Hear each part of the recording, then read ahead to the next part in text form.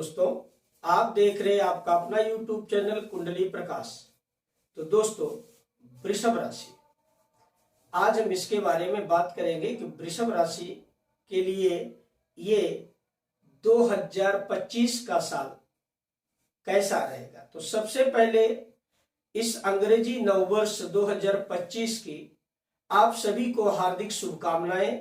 यह साल आपके परिवार के लिए खुशियों से भरा जाए, आपके व्यवसाय में तरक्की हो और आपकी इच्छाओं की पूर्ति हो। मां भगवती लक्ष्मी की कृपा आप पर बनी रहे।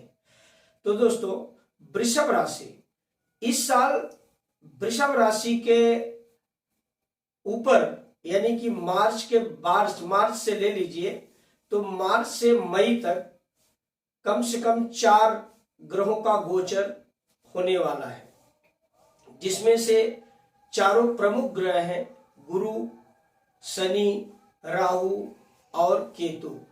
और इन ग्रहों का प्रभाव आपके जीवन में कैसा पड़ेगा, कैसा रहेगा आपके लिए यह 2025, इसके बारे में हम थोड़ा बताना चाहेंगे और समझना चाहेंगे उसके लिए। तो दोस्तों, इस समय वृषभ राशि में लग्न में ही जिनके जन्म कुंडली के लग्न में 2 नंबर की राशि लिखी हुई है या 2 नंबर की गिनती में चंद्रमा लिखा हुआ है, उनकी वृषभ राशि या वृषभ लग्न के हिसाब से यह गोचर रहेगा। तो इस समय वृषभ राशि पे गुरु महाराज लग्न में ही चल रहे हैं और बृहस्पति का गोचर, हालांकि वो शुक्र की राशि है, शत्रु की राशि है। तो और दूसरी बात, जिस जगह बृहस्पति बैठते हैं उस घर के लिए थोड़े अच्छे नहीं होते हैं, उस घर को वो थोड़ा दबा करके रखते हैं।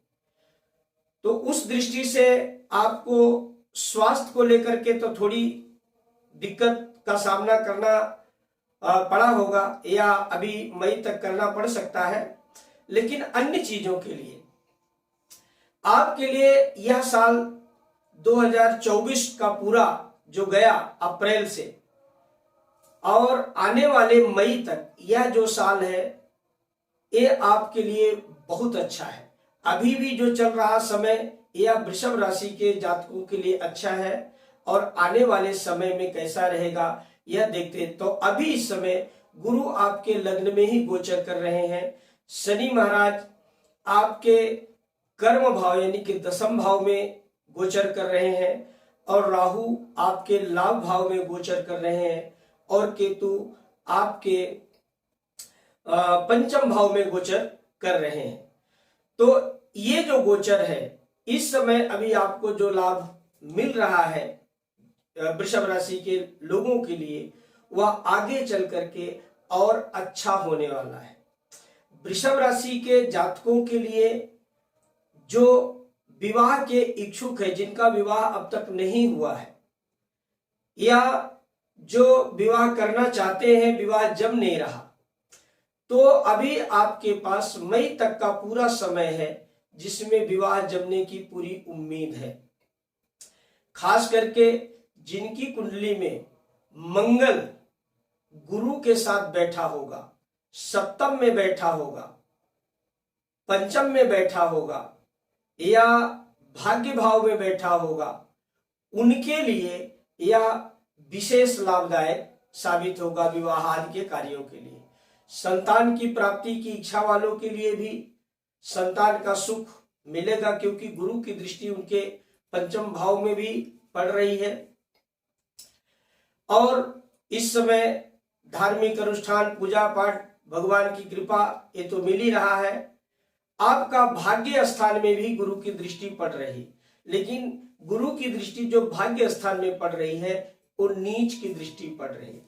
इसलिए अभी यदि आपके काम में थोड़ी बहुत रुकावट आ करके चल रही होगी तो मई के बाद देखेंगे कि इसमें तेजी आएगी।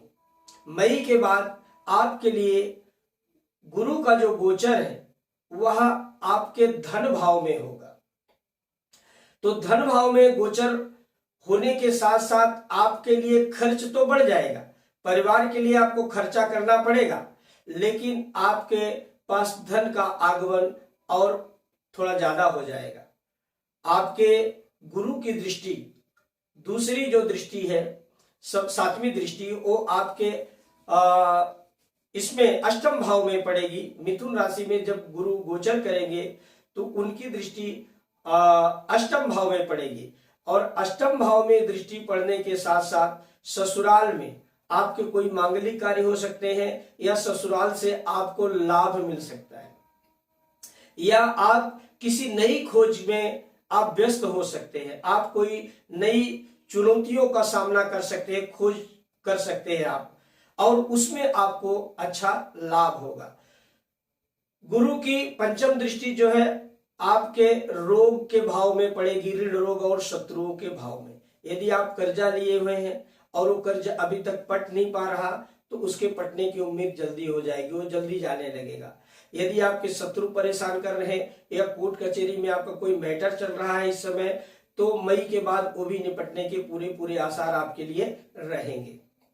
इसके बाद शनि अभी आपके दसम भाव में चल रहे हैं, तो अब मार्च के लास्ट में, करीब 30 मार्च को शनि महाराज अब पहुंच जाएंगे आपके लाभ भाव में, यानी कि एकादश भाव में। और लाभ भाव में पहुंच करके शनि लाभ, अभी तो आपके कर्म भाव में चले रहे, अभी आपको लाभ वो दे रहे हैं, लेकिन मार्च के बाद उस लाभ का बेनिफिट और बढ़ा देंगे। जो आपकी अपेक्षा है उससे अधिक आपको उसका लाभ होने लगेगा। लेकिन हाँ, संतान पक्ष में फिर आपको थोड़ी सी सावधानी बरतनी पड़ेगी। जो बच्चे पढ़ाई कर रहे हैं, परीक्षा की तैयारी कर रहे हैं, वो मई तक तो उनके लिए नौकरी चाकरी का या इंटरव्यू इत्यादि के लिए बहुत अच्छा समय जाएगा, लेकिन मई के बाद थोड़ी उनको टेंशन होगी, उनको पढ़ाई में विशेष ध्यान देना पड़ेगा, क्योंकि उनकी एकाग्रता भंग होने का समय रह गए। और शनि की तीसरी दृष्टि जो है वह पड़ेगी आपके शरीर में, मित्र की राशि में पड़ेगी, तो वहां भी शनि आपके लिए अच्छा करेंगे।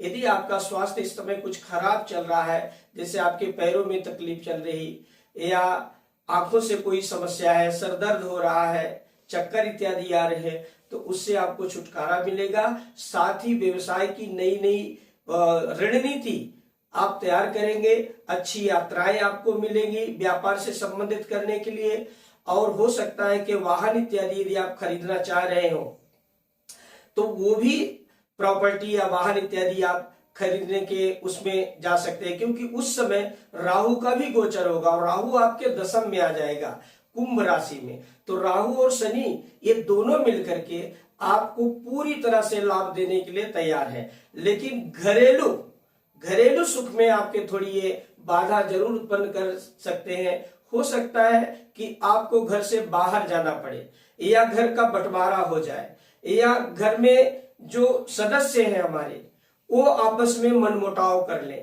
आपस में वो बात सुने बिना कोई निर्णय ले ले और गलतफहमी के शिकार हो जाए। तो ऐसी समस्याओं के लिए आपको थोड़ा सा ध्यान देना पड़ेगा उस समय।